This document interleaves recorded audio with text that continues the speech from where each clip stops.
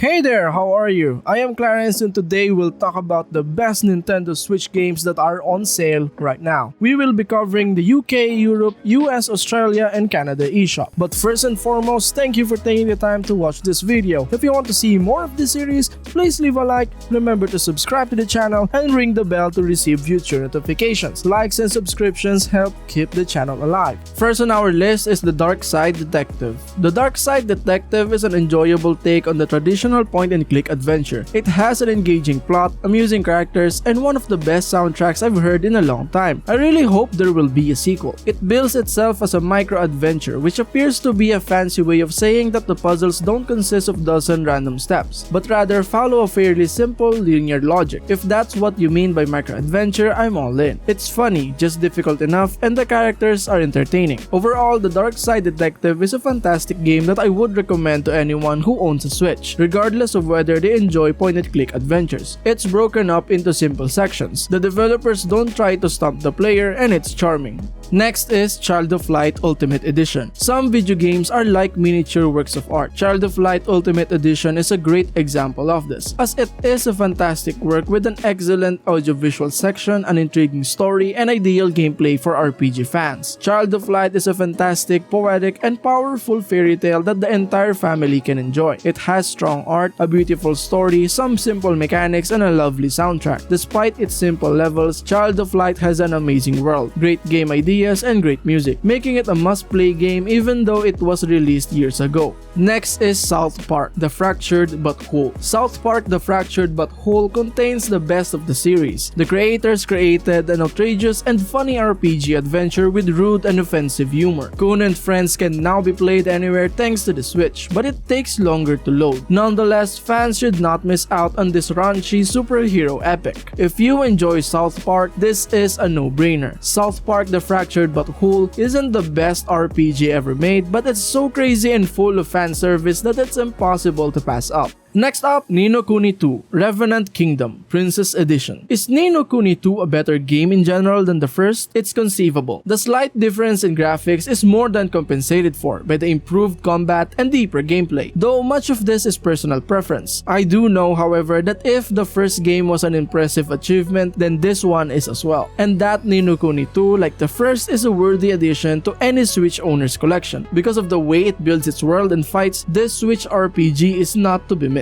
Next is Unravel 2. Even though I would have preferred a more difficult campaign, I had a great time with Unravel 2 from start to finish. Yarny is a sweet character who quickly won my heart, and the fact that both characters are literally strung together creates some interesting puzzles that put a new spin on co-op puzzle solving. I felt like I was missing out on something special when I played alone, and I believe you should play the entire campaign with a friend if you have the opportunity. Unravel 2 is a short but sweet adventure about two yarn characters who are used in a usual way. Even though you can play the game alone and have a good time, the light puzzles are much more enjoyable to solve with a friend. Next is Lost in Play. Lost in Play is very challenging and has a fun story to tell. It delivers the interactive cartoon which they promised. Playing this game is really like watching animated shows from your childhood. The story and the immersive factor elevate the gaming experience, making each episode fun to play. The mechanics of the game does not easily make you get bored, as it requires you to explore each location, and not just pointing items that you see on the screen. All in all, the game is highly recommended for those who seek wholesome delight or just wanted a good time and a story to enjoy.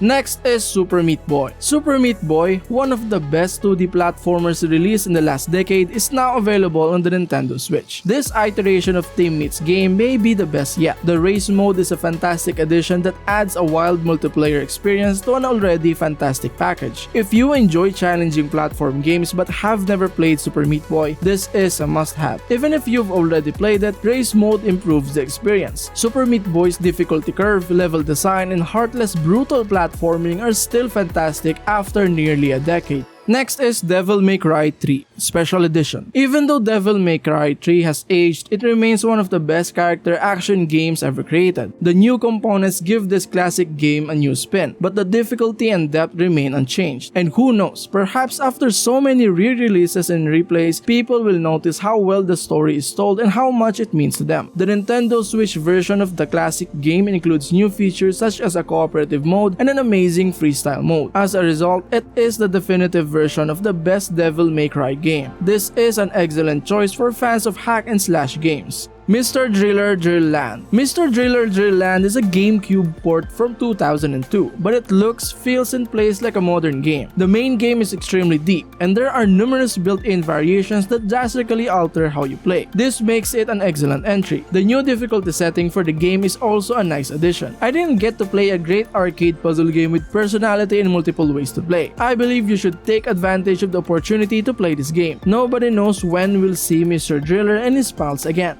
Next is Little Nightmares 2. This is a strangely beautiful horror game with beautiful scenes and a lot of great detail. Despite being a sequel, it has its own interesting story that isn't a carbon copy of the first. Little Nightmares 2 is an indie darling that is a direct sequel to its predecessor. However, a AAA development team is hard at work on it beneath the floorboards. It combines the best elements of how The Ring, Poltergeist, It, and even Jim Henson's Labyrinth were adapted for the big screen and whips them into a dark imagination batter. When it comes to changing the way the game is played, it doesn't stray too far from the apple tree, but it does dim the lights to keep the momentum going for another thrilling and satisfying experience. Next is Dungeons of Dreadrock. I love it when a game completely surprises me, and Dungeons of Dreadrock did just that. Every aspect of the experience demonstrates that much thought and care was put into it. Everything that should be here is, and it all works like a Switch watch. This 100-floor descent into the earth has without a doubt been one of the most enjoyable and fun things I've done all year. You should be able to complete it in a matter of hours. However, you'll have a lot of fun with those few hours, making Dungeons of Dreadrock an excellent game to try. Next is Dragon Ball FighterZ. The Switch version is identical to the PlayStation and Xbox versions. It's as smooth and sharp as ever, with no input lag whether you're using the Joy-Cons, the Pro Controller, docking the Switch, or playing it handheld. Surprisingly, online battles run flawlessly, with no lag or stuttering. Even at odd times, I could always find someone to fight with. Dragon Ball FighterZ is a port of a AAA game and the Switch version should be purchased. FighterZ is a fantastic game and this version is no exception. Despite the fact that the Joy-Con aren't ideal for this type of game, being able to play FighterZ anywhere is a dream come true.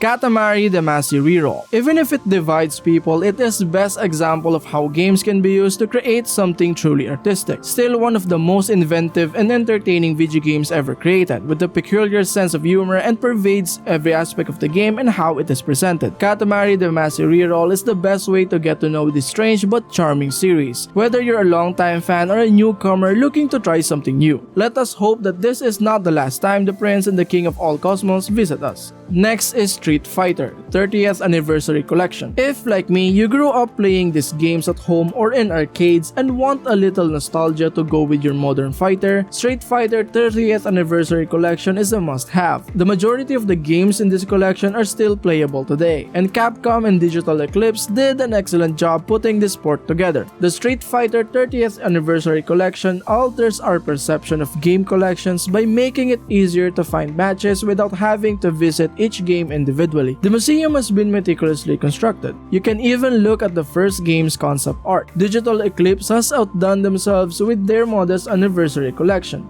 Next up, Resident Evil 4. Resident Evil 4 is still a classic, despite the fact that it is old and adds nothing new to the ports that came before it. From the terrifying beginning to the final escape, it's a ride that most AAA single-player campaigns only wish they could be. This game is a video game industry legend due to its great story, level and character design, art direction, and some of the best shooting mechanics ever created. Resident Evil 4 should be in the library of every Switch owner. It doesn't matter if this is your first encounter or if you know the map from Resident Evil 4 like the back of your hand, this version is worth revisiting. Next is The Great Ace Attorney Chronicles. The Great Ace Attorney Chronicles demonstrates not only why the series as a whole is so popular, but it also demonstrates that video games can be much more than just a way to kill time. The Great Ace Attorney Chronicles is a game that combines elements of a book and an interactive film. It leads players through case after case, each one filled with interesting characters, stories, and clever brain teasers. Even if not everyone enjoys adventure games or visual novels, this is the game to play if you want to give them a try for the first first time or revisit them. The great Ace Attorney Chronicles is a lot of fun to play. Next up, Phoenix Wright, Ace Attorney Trilogy. Because it's been a while since the first Phoenix Wright games were released, this is a fantastic opportunity to relive the excitement of each case. Furthermore, the new presentation of the game is done so well that it feels like a complete new set of games. Ace Attorney is still one of my favorite video game series, and I've enjoyed revisiting the trilogy on Switch. Even though it slows down in the middle and the second game has some less than impressive cases, the Ace Attorney trilogy is still a fantastic story with great characters, intriguing plots, and fun mysteries to solve. The trilogy collection, with little more than a fresh coat of paint, is the best way to play through Phoenix Wright's story, whether you're a new lawyer or a seasoned pro. Resident Evil. Resident Evil's flaws are just as visible today as they were in 2002. The game's controls, camera, and item handling all make it difficult to play. Even with these flaws, Resident Evil remains a classic. No other survival horror game has succeeded in creating as much tension as Resident Evil. If you've played any version of Resident Evil over the past years,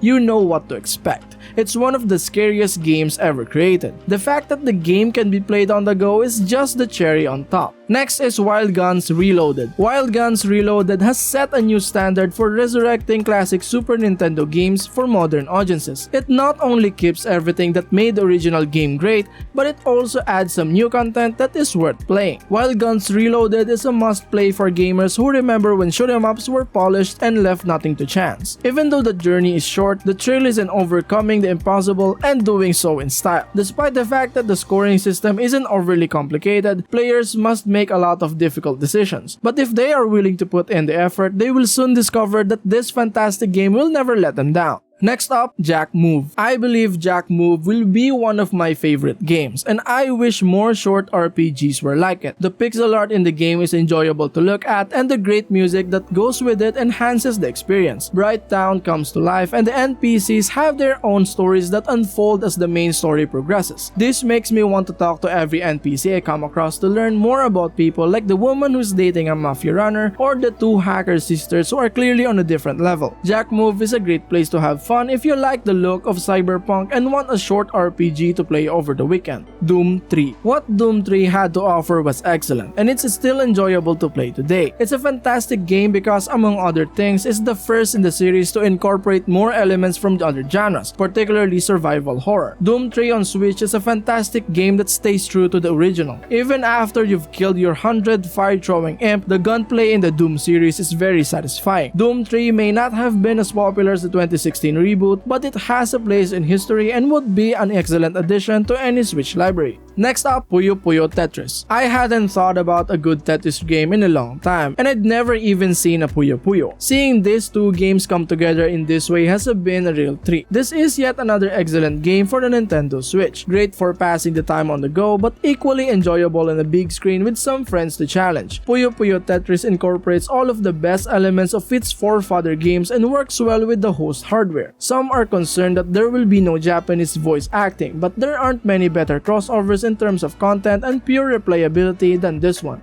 Next is Elder Scrolls V: Skyrim. A game with hundreds of hours of content runs amazingly well on a mobile game console. Skyrim is a fantastic game in and of itself, but I no longer have to play it on my couch or computer. I can play it whenever and wherever I want. What a wonderful time to be alive. There are many games on the Switch that have previously been released on other platforms, but Skyrim is one that both veterans and newcomers to the Elder Scrolls series should revisit. Despite the fact that the game is old and has many small cracks in its already cracked exterior, it still provides a sense of space, and the players progress through it that few games before or since have been able to provide. Next is Doom 1993. When Doom is released on the Nintendo Switch, it's a great opportunity to remember why it's still a great game after all these years. It's the best kind of old school FPS fun, and you can now transport its dark corridors and hellish landscapes in the smallest of backpacks. Despite the fact that the gameplay is the same, this version isn't the best port it could be due to some strange changes and omissions, but it's very cheap. Doom remains an iconic game that shooter fans, gamers in general, should play. This version has a few few flaws that will make the game less enjoyable for some, but it is by far the most accurate version of the game on the Nintendo platform today. Next is Mighty Switch Force Collection. Even if you've already played these games, I believe you should get this collection because they were originally released on 3 different platforms. It's fantastic to have them all on Switch, and the Mighty Switch Force games are simply entertaining and full of personality. I would have liked to see a concept art collection similar to the SNK and Street Fighter collections. With this kind of bonus content, Digital Eclipse has spoiled me for life, but that doesn't take away from the experience, and I will never ever get tired of kicking that ugly baby. And last but not the least, The Last Campfire. I wanted to play The Last Campfire to see what Hello Games could do with a game like this. I found the story I was looking for in a game I couldn't put down. You may find your own meaning in the world and characters of The Last Campfire, but its meaning worth seeking. Aside from the story, this puzzle adventure is very well made and employs a few simple mechanics in a variety of ways. The Switch version has some performance issues, and there are a few bugs here and there, but these are minor hiccups and an otherwise fantastic ride. Even though The Last Campfire is only about 5 hours long, it's an adventure you won't soon forget. That's all guys, I hope this video was helpful in deciding which game to play, and thank you for checking out the list. Please remember to subscribe and we'll see you at the next one.